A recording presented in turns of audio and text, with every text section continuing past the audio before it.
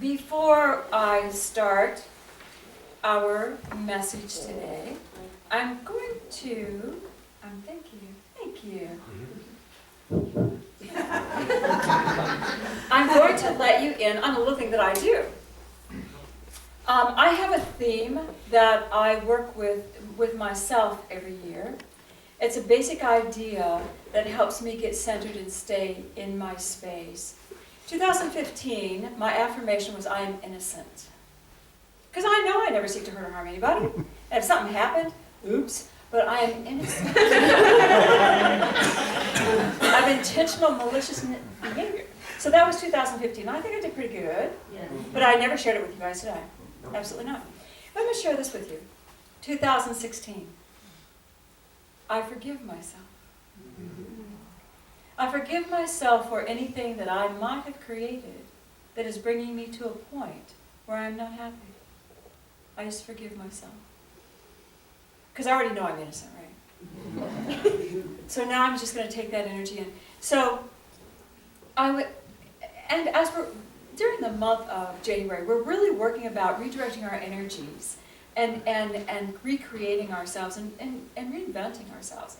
And if we have any unforgiveness within, that is the door that never opens. That is the door that shuts on us. And it doesn't mean that we have to bring people home for tea. Or we just have to forgive our involvement, our participation, our attachment. I forgive myself. So do you guys want to join me and just shut your eyes for 1 second? Let's all say it together. Ready? I forgive myself. Were you ready? Let's do it again. I forgive myself. Can you just feel a sweep going through you? All right, you can open your eyes. All right, so tonight for me here. This morning we're working on resurrecting and recreating. And one of my clients gave me this definition, and I loved it. I'd not heard it before in this way. But she said, you can always see what you value in life by what you invest your time and money in. And I went, well, I know what I invest my time and money in, but I'd never heard it so succinctly put. And it's very true. You can always see what you value in life by what you invest your time and money in. And those of you that go, well, I don't like my job and that's where my time and money is, well, that's what you value. It may not be what you like, but it's what you value. Do you see? It's what you think is important to you. So I wanted just to start with that premise. What we value is where we live. And if we're going to start really understanding how to shift and change, we need to understand where we live right now. So what I value is where I live. And then we always ask ourselves those same questions. Why am I going through this again? Why didn't I heal that last time? What is happening? Why am I not happy? And where I value, why am I not happy? You understand all those questions? Do you still have them? So? Okay. All right. When we resurrect, we know metaphysically it's really about taking our energy out of something so that it can be reinvested elsewhere. Where it's not taking our energy out of a form and then dusting our energy off, taking a break, going on holiday or vacation, getting rejuvenated, and then reinvesting it in the same form. That's renewal. That's not resurrecting. Resurrecting is we take our energy out of the form and we let the form go. And now we choose how we want to invest that in our world. We take that beautiful light and we pull it into ourselves. How do we want to invest this energy? That has been there all along. All right, we live in levels of consciousness, and you have resurrected many times. In our human lives, we do this resurrection all the time. We resurrect and recreate.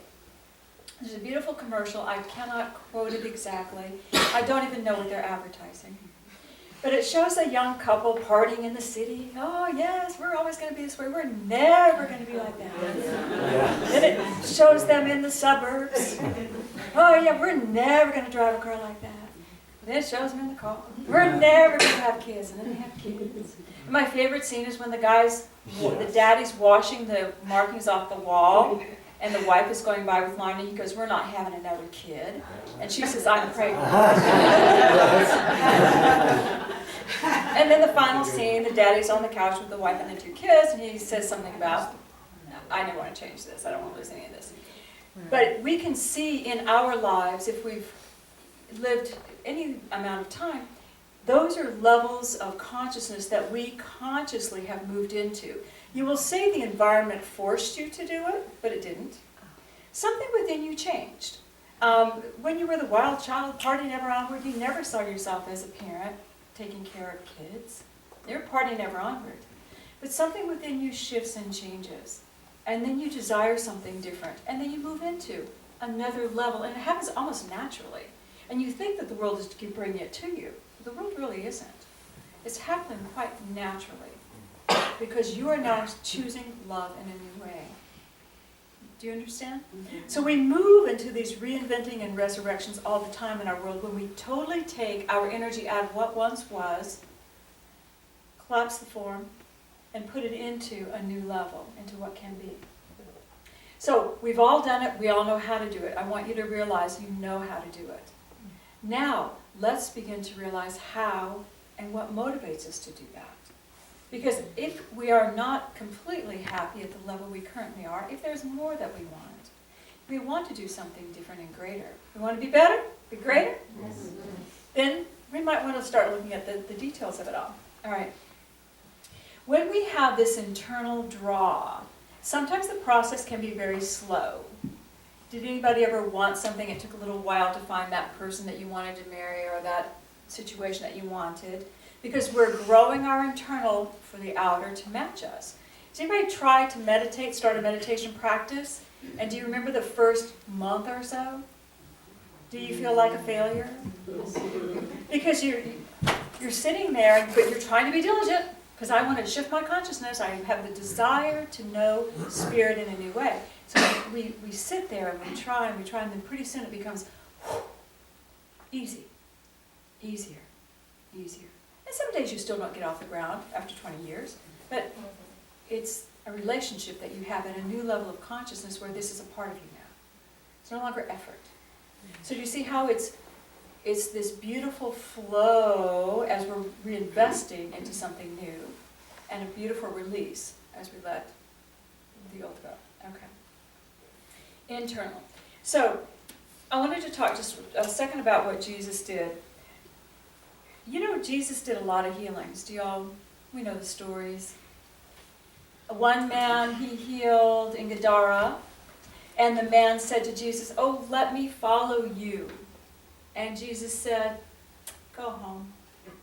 Go home. Live your life. You've been denied your life for your illness all this time. Go live your life." And then when Ruth came, remember Ruth, and she was so upset her husband had kicked her out because she'd been telling him that Christ was it, and the way, and the Son of God, and her husband was a pious Jew. He was very devoted. And he said, "Get thee out of here, woman. You're wrecking my life." And so she went to Jesus and told Jesus how bad her husband was. He was a wicked man. Kicked her out. And she's not going back. She would rather die than go back. Do you remember what Jesus told her? Go back and shut up. Go back and live what you believe. He's a pious Jew. Let him live what he believes. He's doing what he wants to do. He loves God. Go back and love God. Go back and live your life. And the blind man, when you sought him out to let him know who he was, the blind man who stood up, said, "I don't know who this Jesus is, but he healed me, he gave me sight." And Jesus heard that he stood up against the officials of the synagogue, and so Jesus went to him to let him know he was Son of God too, to help him, teach him. But did Jesus say, "Follow me"? No. Jesus was not here creating a following. He was here creating a movement. He was here creating a movement. The movement of referencing internal to change the external. The movement of going within to understand that love is the greatest power. And if you can align that love with your spirit, which is one with God, you can create anything you want in the outer world. A movement of internal referencing to invest in outer demonstration. That was his whole message. See, I remember I remember. Good. All right. Internal to external. I can tell you about resurrection because I have done it many times. And I'm going to stand here before you and say I am never going to be too old to resurrect. There is no use dying if you're not going to resurrect. Seriously. It's just not even worth it. I mean, even when you cross over to the other side, how fabulous is it? You're resurrecting to something that you haven't even seen before.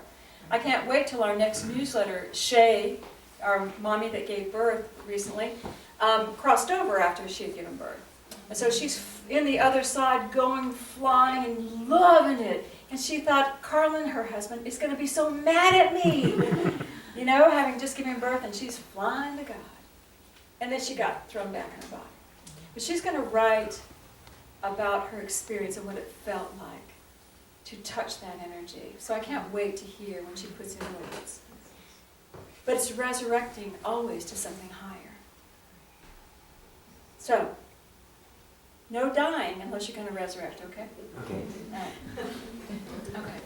I remember when I came into Spirit, I was always with God, I always read the Bible, I was always that crazy child. But I was also in corporate, pretty tenacious.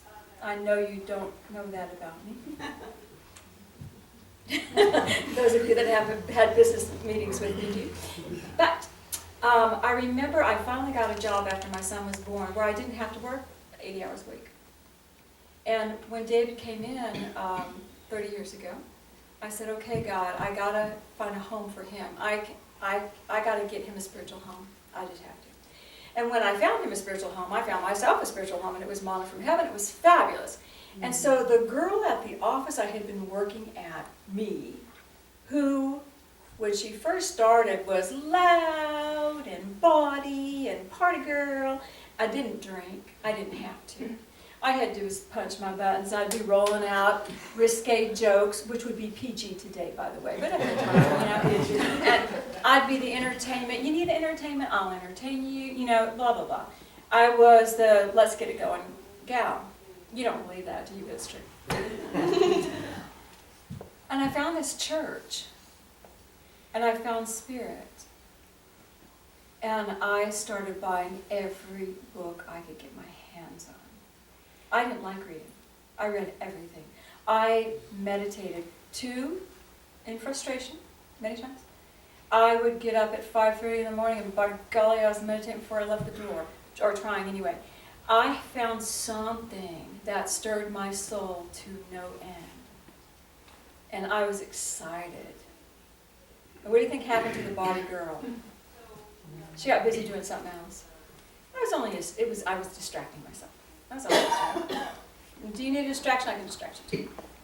But I started really loving life and loving my job and loving where I was. And I remember a day, a girl from another department that I had very little to do with, she was real tall, and she walked into my office, and just like that, she said, "What are you doing? Because you are totally different. Totally different. I don't even know you anymore, and I like it. I like who you are. You've got to tell me what you're doing." And so we sat down, went to lunch, had a little talk, and I showed her all the stuff I'd been working on. She came to church a couple of times. She left the job and changed her life. She went her direction because she finally met a situation and a mindset that said you could. My direction was carved before me. Hers was a different direction before her. There was not one person within the corporate structure that I was in at that time that did not see I was no longer who I had been. And I was still delightful. I was still delightful and sweet and kind and lovely. But I wasn't taking on anyone's joy as my responsibility. Quite a resurrection, I thought. Can you feel times when you've resurrected? Okay. I love when my clients resurrect, because that's what we're about, man. When they come in and we're working, we're counseling, and they're coming and coming and coming, and they're struggling and struggling and struggling. And sometimes I'll hear the same thing over and over again, or I'll hear the same complaint year 2 that I heard year 1, and I'll say, "Oh, we're revisiting this, are we?" okay, new level, let's look at it differently. But when they get it, when something in them finally goes, I'm stopping who I am and becoming different. The resurrection is immediate and apparent. Do you guys hear me? But what did it take for them to get there? It took a while to get there. It took a while for them to really want to take their energy out of that structure that they'd been living in, that form. All right. A lot of metaphysicians, a lot of people who come into metaphysics say, oh, you know what? I can have anything I want. You say, I can have anything I want. I can have anything I want. This is fabulous. I can have anything I want. So, universe, bring me all that I want. The reality is they don't have what they want right now because they don't have the belief within them they can have it, or they would have already had it. They didn't need metaphysics to tell them they could. So you have to still go through pulling energy out of an old paradigm into a new paradigm. I can have anything I want requires an internal shift within you to know you can, and then it can come. Not just that demanding energy of where you came from, throw a new thought into that, and have that change. Now, was that confusing? If you've ever worked on it, it should be crystal clear. We have to grow our consciousness. We have to grow it by changing the internal belief system, and then the external shift. And that's by literally leaving behind where we've been. And it is not changing jobs. It is not leaving relationships that don't work. It is shifting within, and then the rest falls away. If it does not serve you, it falls away. Is everybody clear? Okay. All right. We have in our current form of belief a lot of energy that we are maintaining at a dear cost. I'm going to say that again. We have within our current belief, our form that we live in, a lot of our energy to maintain this form at a dear cost to us. At a dear cost to us. Do you understand? Okay. So, as we look at how am I going to recreate, first I need to realize where am I standing, what do I need to let go of, so I have the energy to recreate. So simple. Everybody breathe. Say, this is easy. This is easy. With joy and... This is easy. I thought this would be a fun service. Okay, I'm going to tell you a funny story. So, we have this beautiful garage that's full of junk. And so I have this alcove in the garage, and I had my son build a closet so that we could neatly store stuff, and it would be beautiful. So, Patrick and I had the opportunity of really examining what has been in this garage for, 13 years. And Patrick had a machine that he'd gotten from his dad, which is probably 1,000 years old. That one day, it measures frequencies, one day he was going to play with it. He'd had it for 20 years, still in the box. And I said, why don't you toss that thing? He goes, no, I'm going to play with it someday. Okay, great. Keep it then. Put it on the shelf. Put it on the shelf, packing up the gear to go to Goodwill, and he takes it off the shelf and he puts it in the car. The potential that that machine represented, one day I shall play. I'm in my paradigm of who I am today. I have potential. One day I will play with this. So I'm going to have some energy holding that potential for that box one day. Is that getting clear? Mm-hmm. But when he pulled it and put it in the car, he said, no, I'm going to pull all my potential into today. What can I do today with that energy? Pulled it back in. Okay? I found a bunch of stuff. The beautiful bureau, which you all know I have. There was an old trunk with old antique pictures and antique glass in it. Came from a friend. my mother's old sewing machine. There were old lanterns that you put the oil in and burn. I did not buy any of this that I had. I did not purchase any of it. These items belonged to somebody else. But I took my energy and said, I know you treasured that sewing machine, Mommy. Let me just grab that sewing machine. I'm going to put it in my thing, and I'm going to hold that treasure for you. I'm never going to turn it on. Somebody one day is going to love it. I'll wait for the perfect person to love that old sewing machine. It's an antique, ancient. Somebody's going to love it. But I'm going to hold it. With my energy, I'm going to hold all these treasures until somewhere, somebody, somewhere comes and gets them from me. How much of my energy is invested in the end of other people's lives? My energy is holding somebody else's dream. You know? And so I lined it all up. I've got a line of stuff that's going to be released. Sold. I didn't want to give it to Goodwill. Who's looking for someone to own it? But somebody who sells antiques will love to get them, you know? My energy, the realization that I'm holding the dreams and the accomplishments and the visions and hopes of others. By pulling that out and by knowing they're gone, they're getting released, all of my energy to live my life comes back to me. Do you hear? And we were sitting on the couch for just a minute last night, because we worked really hard yesterday, and Pat's been working on it for several days. And I could feel the shift. I said, I feel it. I can feel more of a presence in today, just by the little work that we've done. And we're not finished. Just by pulling that energy out. My goal in my home is that every single closet, I know what everything is in it, and everything is usable for me in my lifestyle today. And if it is not, it will be released to someone else. That's my goal. Do you think by doing that I'm going to have more energy to resurrect and redirect and reinvent? I'm going to pull all that energy back into my spirit, into who I am, so that I can live my life, my way, with my inner heart guiding.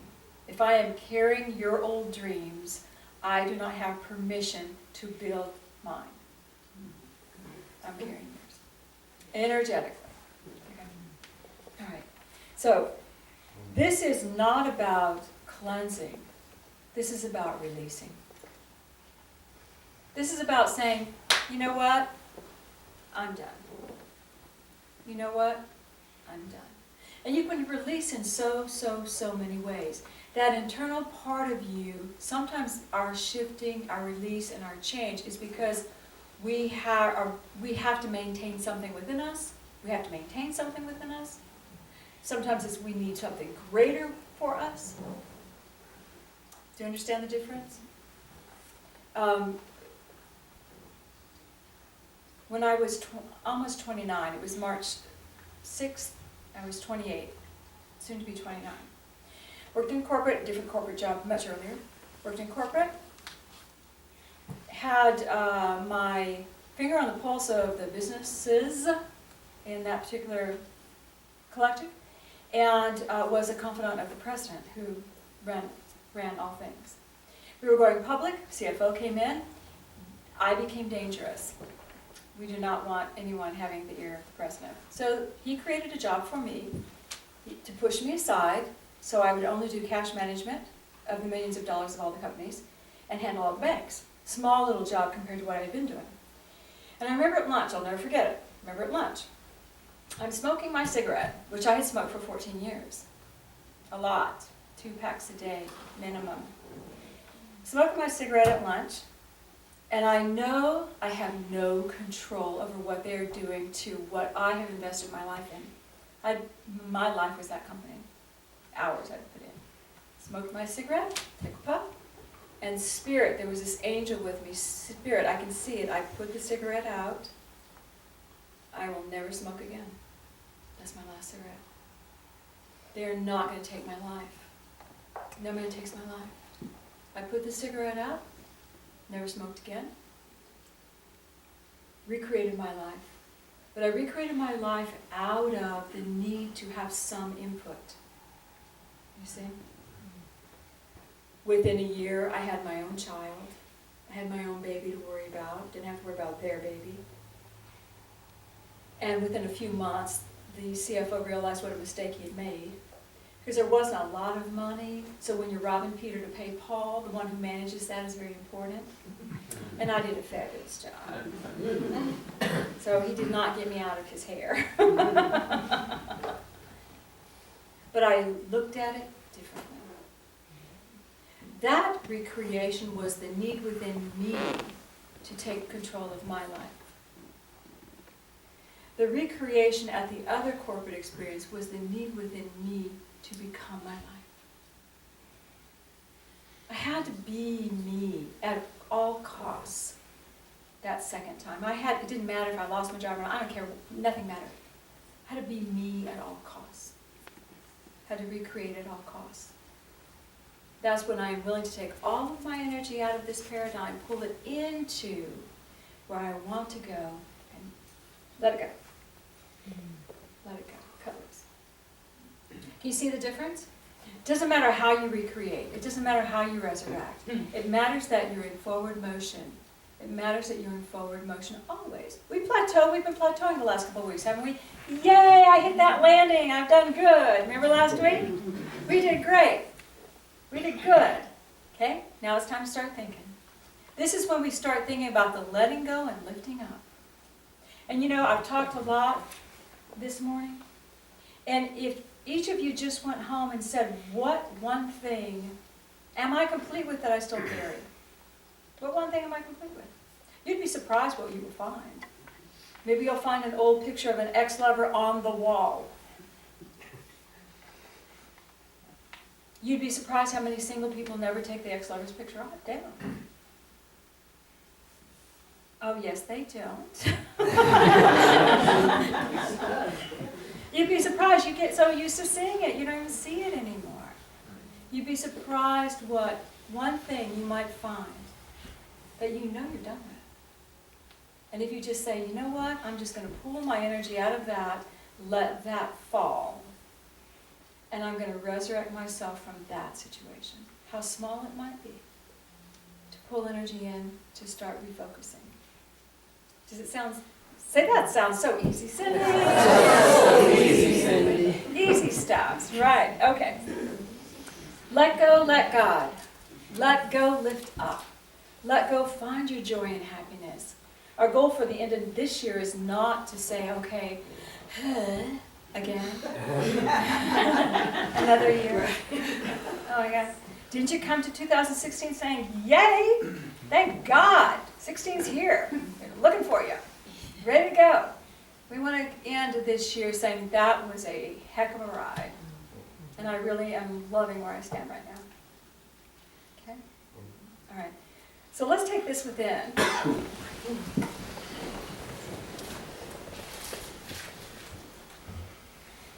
Say, I love my life. I love my life. See a beautiful column of light come over you. And as you feel the column of light, feel your energy, who you are. Feel just a vibration in your body. I am good. I am good. And I want you to just open to feel the love of God. Just take a breath. Father, Mother God, I ask that your light pour through each one.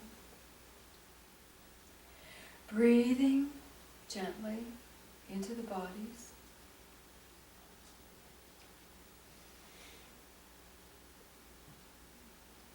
And let your focus go to your heart.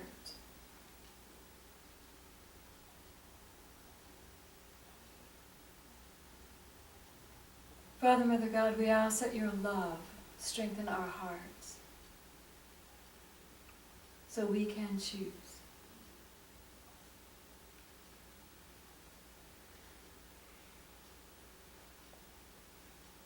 Feel within your heart an idea, an internal belief, an internal desire that you would like to become, to express, or manifest. Let's give yourself a second to formulate it. A desire that you would like to become, express, or manifest.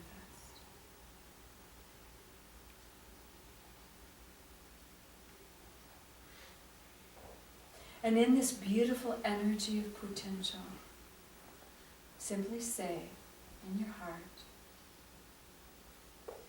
I am willing to release any form that holds my energy away from this desire.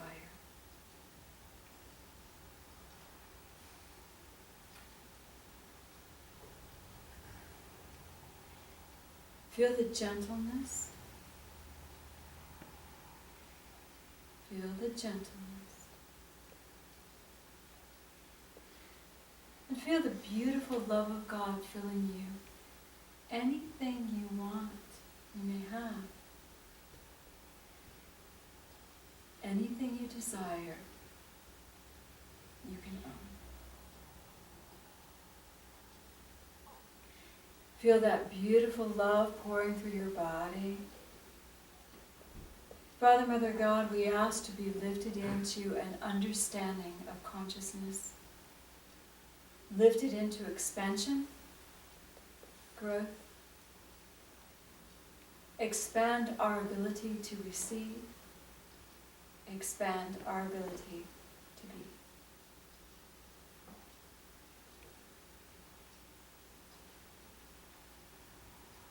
And very gently breathe.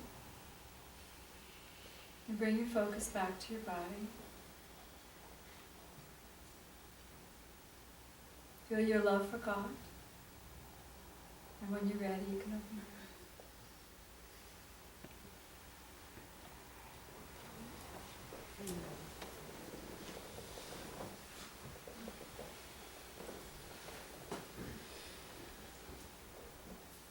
Did you notice we did not ask you to make a decision of force? You were given a tool that you can use.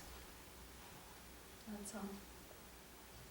But as you walk this week, there's going to come a moment within you when you're going to be so crystal clear. This is what I want. Or so crystal clear, oh my God, I've had energy invested in this and it does not serve me. And when that moment happens, let go and lift up.